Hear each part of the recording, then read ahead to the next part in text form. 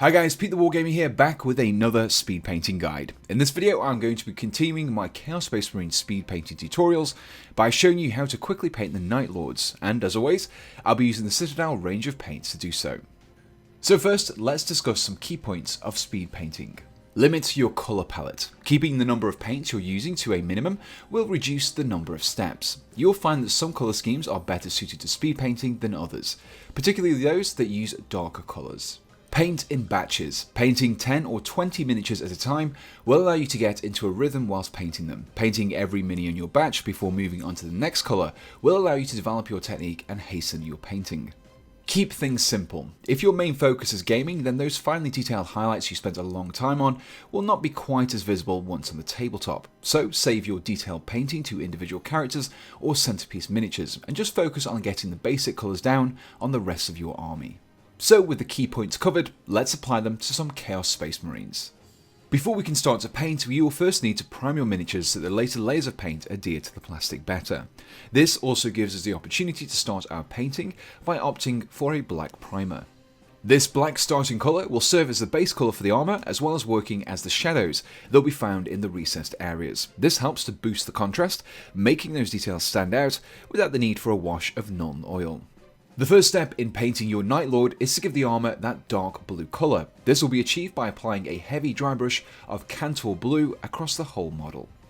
To dry brush, you'll want to load up a fairly large brush with some paint before removing some of the excess onto a tissue or a piece of paper until only a small amount of paint remains in the bristles. Additionally, while dry brushing, I like to keep my brush ever so slightly damp as it helps to avoid that dusty texture that can often form. Some people call this wet brushing, but you will only need to have a very small amount of moisture in your bristles to get these better results. As you can see here, I'm applying the paint with some heavy vertical strokes, and the paint is accumulating on the slightly more raised areas, leaving only the black visible in the recesses. This means that we don't need to apply a wash over the armour to get those shadows back.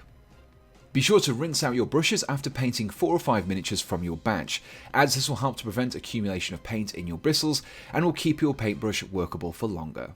At this stage, the armour has that dark blue colour we're looking for, but some of the details are a little flat. We can easily fix this with another dry brush, this time using Caledor Sky. When applying this paint, make sure your brush strokes are a little lighter, as we're only looking to accumulate the paint on the raised edges of the armour, not the flat panels.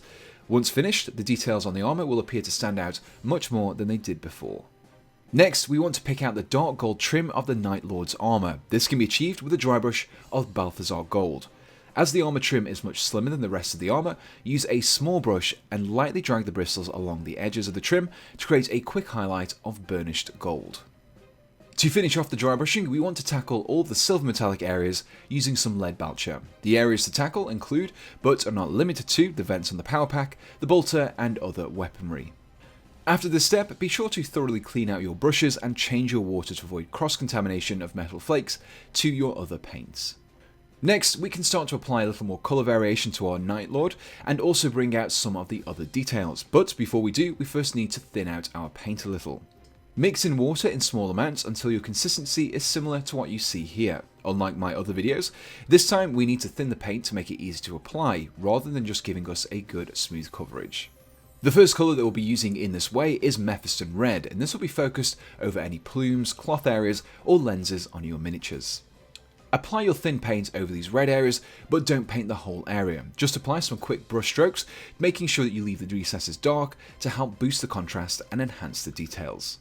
For the leather parts of the model, such as the pistol holsters and belts, apply a quick layer of Mournfang Brown, adopting a similar technique to the used when painting the red areas. Finally, the bony protrusions, horns and cloth wraps of your Chaos Space Marine can be picked out with some Rakarth Flesh. This next step is entirely optional, but if you wanted to add some lightning across your Night Lord's armour, take a thin brush and some slightly watered down Celestra Grey.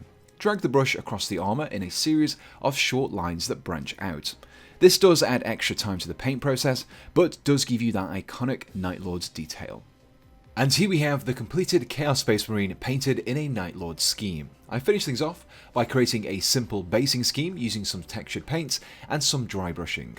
While this particular model doesn't have any bare skin, you could easily tackle flesh by applying some Rakarth Flesh in the same way that we applied those last few layers. This single miniature took me around 15 minutes to paint, but this per miniature time could be sped up further if you're painting in a larger batch of models, so a full 10-man squad could easily be painted in around 2 hours. While the paint job certainly won't win any awards, it's a good way of quickly getting your force painted up. After all, it's much better to play with a fully painted army than a tide of bare grey plastic. If you enjoyed the speed painting style of video and would like to see me give the same treatment to other armies, do let me know in the comments below. You can find a full list of all the paints that I've used in this tutorial in the description below, along with any other equipment that I've used to create this video. And so the only thing left to say is, thanks for watching and goodbye.